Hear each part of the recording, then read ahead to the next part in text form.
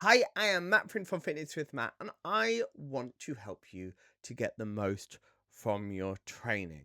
Now, what I'm going to do, I'm going to give you a little bit of context as to how I created the FIT framework, and then I'm going to tell you exactly what it is and how it can help you take your training to the next level. So, come with me back to 2023. It was a year, people. Me and my other half, we decided, do you know what, we're going to do a refurb project.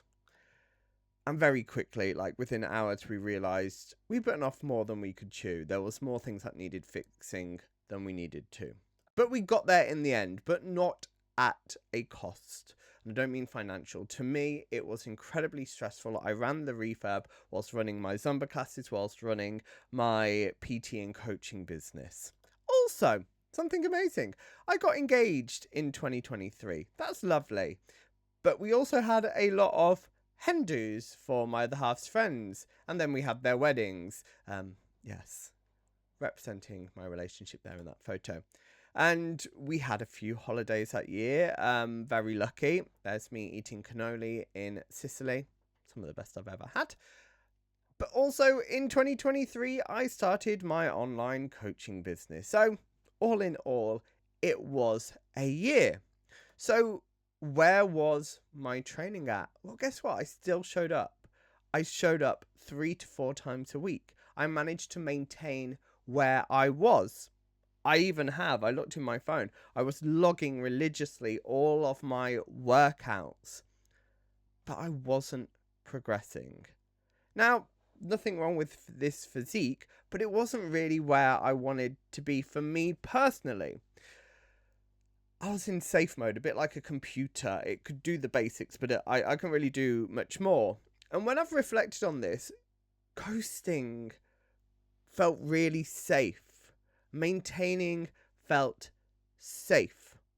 But actually, it was really draining, and it's amazing I didn't quit. It was keeping me stuck. Maintenance was keeping me stuck in this loop. And whilst, as I say, it feels safe, but over time it is quietly exhausting and probably adding to this tiredness, this burnout I was feeling. And it wasn't probably and I kept making the excuse, I was like, Matt, you haven't got the capacity to do more. And there was an element of truth of that because, I was exhausted from the refurb project. I was, busy socially. So I didn't have much capacity. But when I finally started to realize that I wasn't getting anywhere and it was really actually starting to bother me, because we can kind of like dismiss it for a while, but then it comes to a point where you're like, no. I'm spending all this time. I want to see my physique change. I want a bigger booty. I've got a flat butt. So my butt was a big element of that for me. And I'm like, well, it's not going to change if nothing changes. So this is kind of how I step things up with my FIT framework. And it's about getting a return on your investment. I always, you wouldn't leave your money in a savings account and it not be accruing interest. You'd look for a better account. Just like with your training, you need to make sure this time and energy you're spending is getting you what you want. And the point of FIT is to help you develop the ability to train at the right intensity consistently. And it's the most important one is, for me, the third letter, and that is going to be intensity. And we'll come to that. Shut up, Matt. You're getting out of order. You're racing ahead. So, introducing FIT. Double I. I feel like I have to pronounce that. And it works quite well. FIT. Fitness. Perfect. Genius. So the first F is all about form. Form is important for safety. Now, on this side, it says watch the video. So when I'm working with my clients, they will have a video of each exercise. So it's important to know exactly what you're doing. If you are at commercial gyms, often they will have a QR code nowadays that will take you to a video on how to do it. But form is important to have a really solid foundation, because we want to be working in a full range of motion, of movement, for joint functionality and joint help. Sounds like I need help. for joint health, people. Joint health. Going well, Matt. It's important for joint health. It's also going to make us train effectively, and we really want to focus on quality over quantity. There's no point racing those weights up if right now you aren't able to perform the exercise with control and with good form. Now, not to say that on my last set, towards the last few, my form might not be as great, the range might not be as great, but that's something for me to work on. That's how I know when I'm ready to progress, because those last few sets just get that bit better. Next, second letter, intention. It's about being present and remembering why you are training. It's about not spending hours in the gym, but actually most of the time you're spending in the gym is you on Instagram. You know, I've been guilty of it in the past, and it's amazing what I can get done when I'm like, Matt, you've got half an hour to train today. You've just got to get it done. But I will set a timer between my sets to make sure A, I'm getting enough rest, but also B, at the end of that rest period, I am remembering I am here to train. So let's lock in, let's put our headphones on, let's get mentally in the place to do the work. We need to engage our mind and our body and our muscles. We need to remember, what are we working on? Where do I need to feel it? Am I feeling it there? Awesome. We need to get in, get it done, and get on with our life. Okay? So we're not wasting lots of time just following hot boys on Instagram. Next, this is one that I think is really important, and it's a bit like finding a biting point on a car, but you need to make sure you're working at the right intensity so that your training is hard enough to build muscle mass. Effort is key to muscle protein synthesis, which is this muscle growth that, you know, most of us want. We want to have that sculpted, toned appearance because that's why we're training, as well as, you know, I also have the long-term vision of I want to be independent as I age and still be able to enjoy the world and be mobile and not rely on anyone else. Anyway, control freak here. But yeah, making sure you're training at the right intensity will make sure you are getting muscle protein synthesis for the time you're investing. You will get a return on investment. Now, when I program for my clients, I will put in their program how many reps I want in reserve.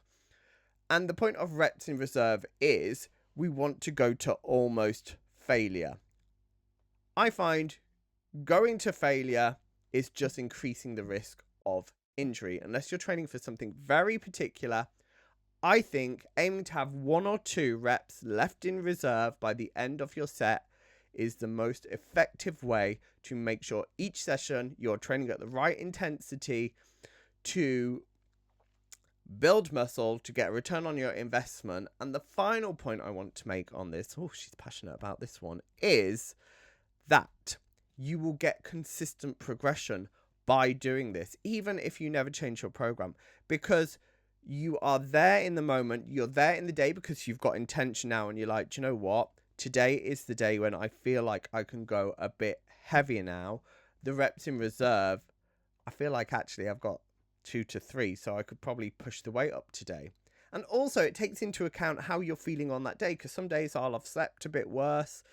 So I might not quite have the same reps in reserve, and it allows you that adaptability. Okay. Whew. Deep breath, Matt. Final point. Not the Kylie Minogue song Tension, but yeah, we want to keep our muscles under tension for longer. So we want controlled reps. We want each rep to be about 2 to 4 seconds at least each rep. I'm really sorry if I keep saying sets or reps. Here I mean reps.